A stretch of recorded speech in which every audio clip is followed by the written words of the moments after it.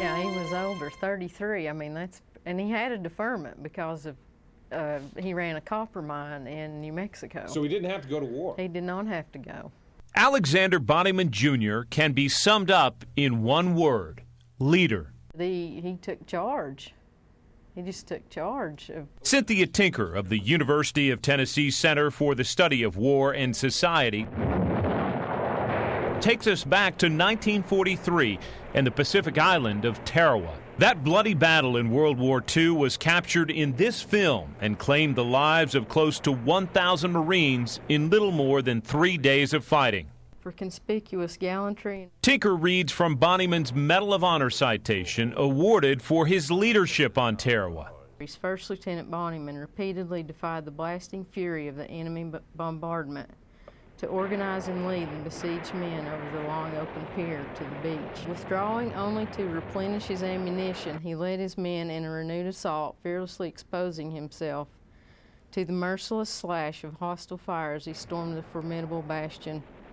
Flushing more than 100 of the enemy, who were instantly cut down, he made a heroic stand on the edge of the structure, defending his strategic position. He gallantly gave his life for his country.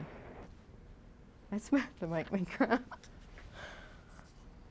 That's something. 3 days of that.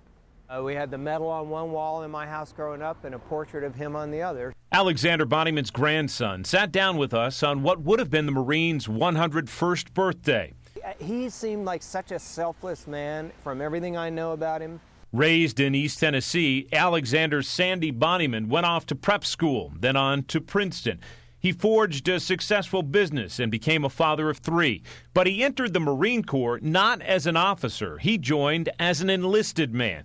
And his grandson recalls one symbolic story one fellow Marine told about his grandfather. What he remembered was Sandy Bonnyman shared his whiskey with his men.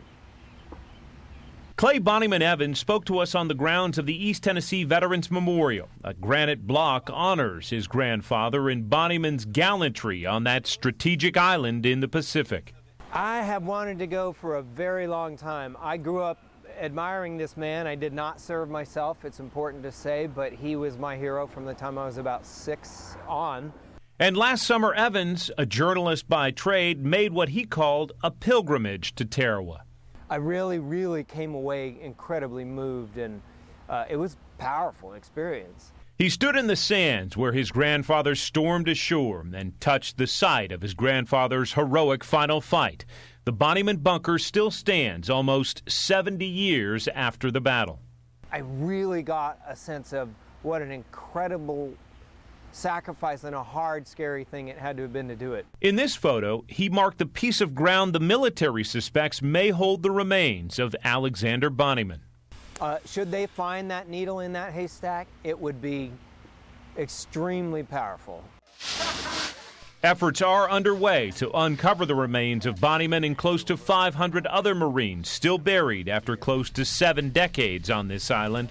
I'd be thrilled to death if that happened. But I'm very much at peace. If he lies there in the sands of Tarawa forever, you know what?